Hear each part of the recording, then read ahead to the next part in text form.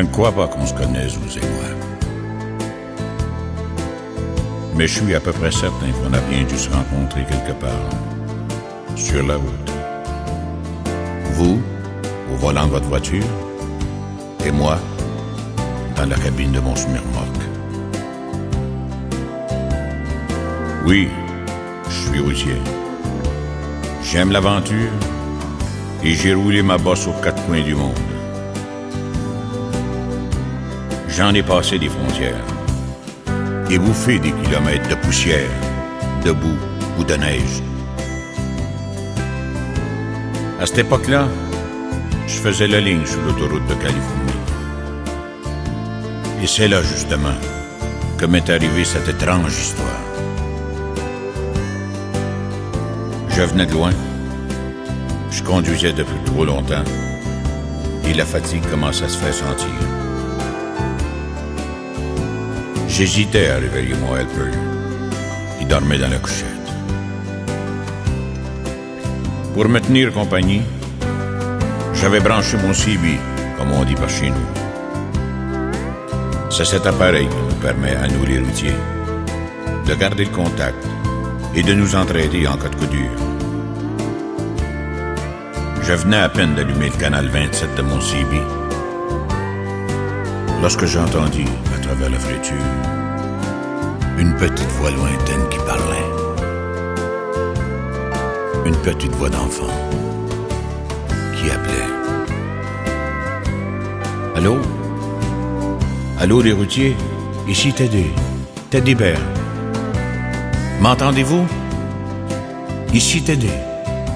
Répondez-moi.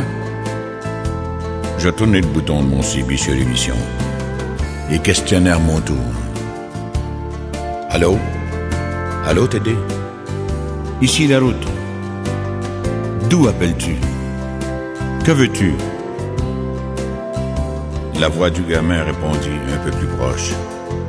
Ici, Teddy. J'appelle les routiers. Je te reçois, Teddy. Que veux-tu? Je suis tout seul, je m'ennuie et je voudrais parler un peu avec vous. Je vous appelle avec le CB de mon papa. Cet été, nous avons eu un très grave accident. Et je suis toujours dans mon lit. Le docteur dit que je pourrais marcher un jour, mais que ce sera sûrement très long. J'habite une petite maison tout près de l'autoroute. Je suis souvent seul le soir, car maman est serveuse dans un snack pour nous faire vivre. J'ai perdu mon papa dans l'accident qui a détruit son camion et qui m'a cloué au lit. Il m'emmenait de temps en temps pour les petites courses, mais maintenant, il ne vient plus jamais personne. Alors, j'essaie de vous accrocher avec le CB qui nous reste, pour vous parler un petit peu quand vous passez sur l'autoroute. Je ne suis pas une fillette, mais il me sembla soudain que mes yeux se brouillaient, que j'y voyais moins bien. À la première sortie venue, j'ai arrêté le moteur et j'ai sorti ma carte. Dis-moi, Teddy, où habites-tu exactement? Le petit me situait à sa maison. J'avais de l'avance sur l'horaire. Je remis en marche et je sortis de l'autoroute. Bien que j'ai foncé pour arriver chez lui, je n'étais pourtant pas le premier. Bon sang, 6 énormes vannes m'y attendaient. 6 copains qui avaient entendu notre conversation et m'avaient devancé. D'autres arrivaient encore. On est tous entrés. On a sorti Teddy de son petit lit et ce fut vraiment la fête. Chacun voulait le porter, l'asseoir derrière son volant, le cajoler. Le gamin rayonnait. On lui donnait un tas de petits gadgets qu'on avait dans nos cabines, et puis, il fallut bien penser à reprendre la route. Je l'ai remis dans son lit, après l'avoir embrassé une dernière fois. Je grimpais sur mon siège et je tirais le démarreur. J'ai vu plus d'un dur qui détournait la tête. On lui promet que chaque fois qu'on passerait sur l'autoroute, on klaxonnerait d'une certaine manière pour qu'il nous entende.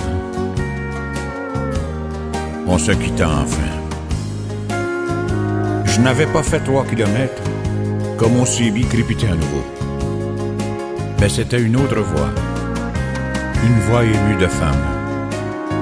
Et elle disait: Allô, les routiers? Ici la maman de Teddy. Merci les gars. Vous êtes de braves types. Bonne route et que Dieu vous protège. Je n'ai pas pu répondre un seul mot. J'ai coupé mon CB et alors seulement, j'ai chialé. Oui, chialé comme un vrai monde.